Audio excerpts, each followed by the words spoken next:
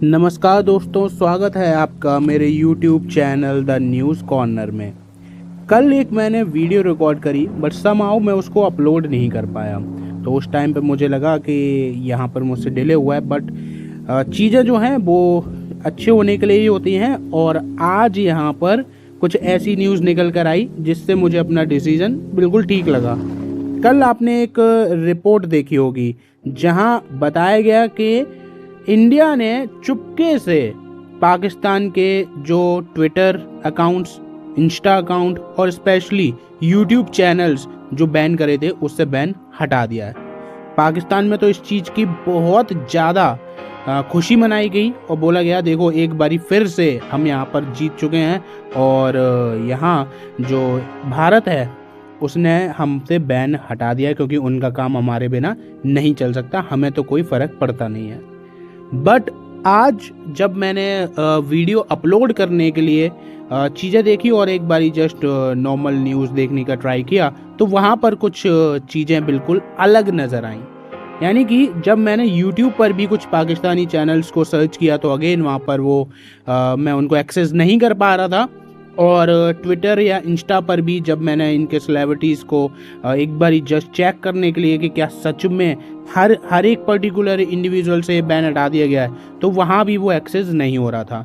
तो मुझे लगा कि शायद कुछ ग्लिच हो सकता है, बट जब मैंने गूगल पर इसको सर्च किया तो वहाँ पर एक न्यूज़ आई और न्यूज़ में लिखा था कि इंडिया ने again Pakistan social media accounts को बैन कर दिया है और इसका रीज़न जो है वो बताया गया है टेक्निकल ग्लिच। यानी कि टेक्निकल ग्लिच की वजह से आपको यहाँ पर जो बैन है वो हटते हुए नज़र आया था। अभी इस बात में कितनी सच्चाई है वो तो मैं नहीं बता सकता क्योंकि टेक्निकल ग्लिच जो होता है वो लगभग या तो 5-10 मिनट के लिए होता है या फिर घंटे 2 घंटे तक माना जा सकता है। लेकिन शाम को ये न्यूज़ आ गई थी और रात तक और पूरे फिर सुबह आपको ये देखने को मिला। तो हो सकता है कि जिस अकॉर्डिंग बैकलैश देखने को मिला, जिस अकॉर्डिंग लोगों ने अपनी फीलिंग्स जाहिर करी इस फैसले पर, तो शायद दोबारा से इस पर संज्ञान लिया गया हो और दोबारा से बैन किया गया हो और इसका रीज़न टेक्निकल ग्लिच दे दिया गया हो, या फिर सच में ही 5% चांसेस हैं इसके, जहाँ तक मुझे लगता है। तो मुझे लगता है कि 5% चांसेस है कि शायद कुछ ग्लिच हुआ भी हो। तो आप अपने ओपिनियंस बताइए कि क्या सच में ये टेक्निकल ग्लिच की ही वजह से है या फिर यहाँ पर जिस अकॉर्डिंग लोगों ने रिएक्ट करा कि हमारी फीलिंग्स का मजाक उड़ाया गया और पहलगाम अटैक में जो लोग शहीद हुए उनका मजाक उड़ाया गया अनबैन करके, तो शायद उस वजह से इसको दोबारा से बैन करा गया हो। लेकिन जो भी हुआ, जो पाकिस्तानी है उनके साथ एक काफ़ी अच्छा खासा मजाक हो गया क्योंकि रात में उन्होंने खुशियां मनाई कि फाइनली हमारे न्यूज़ चैनल पर, हमारे चैनल्स पर फिर से व्यूज़ आएंगे। क्योंकि आप स्क्रीन पर भी देख पा रहे होगे, मैं एग्जांपल अगर लेकर चलूँ शोएब अख्तर का ही एटलीस्ट, तो यहाँ इनके मिलियंस में व्यूज़ आते थे जब ये इंडिया में बैन नहीं हुए थे। मोस्ट ऑफ द टाइम ये इंडिया की तारीफ करते थे लेकिन बीच बीच में अपना एजेंडा ये जरूर चलाते ही थे, जो कि लगभग सारे पाकिस्तानी यही कर रहे थे।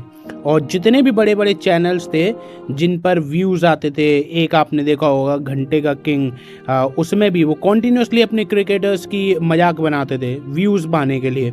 तो वहाँ भी आप अगर VPN से भी सर्च करोगे तो भी आपको चीज़ें पता चलेंगी।